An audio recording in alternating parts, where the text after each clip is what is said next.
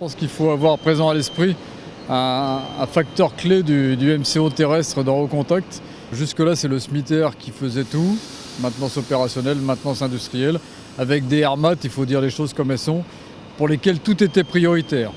Le parc de service permanent, le parc d'alerte, le parc d'entraînement, le parc de gestion. Et finalement, quand tout est prioritaire, on ne sait plus très bien où mettre l'effort.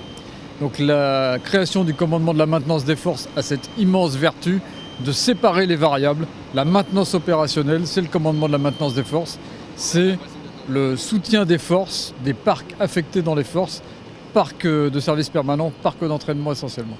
Alors ce commandement sera organisé, j'ai envie de dire, de façon à la fois organique, ça c'est assez traditionnel, mais également avec une dimension fonctionnelle qu'il faut avoir présent à l'esprit. Organiquement, le COMMF, on va l'appeler comme ça, commandement de la maintenance des forces, va commander les 6 régiments du matériel, l'école du matériel et un CEFIM.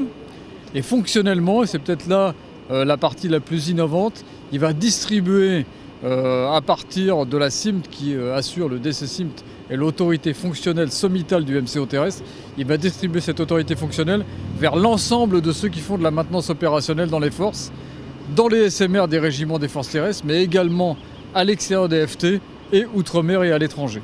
Donc il y a une autorité fonctionnelle qui s'étend sur environ 5000 personnes et une autorité organique sur environ 6000 personnes. Ça fait un ensemble humain d'environ 11 000 mécaniciens sous l'autorité du COMMF.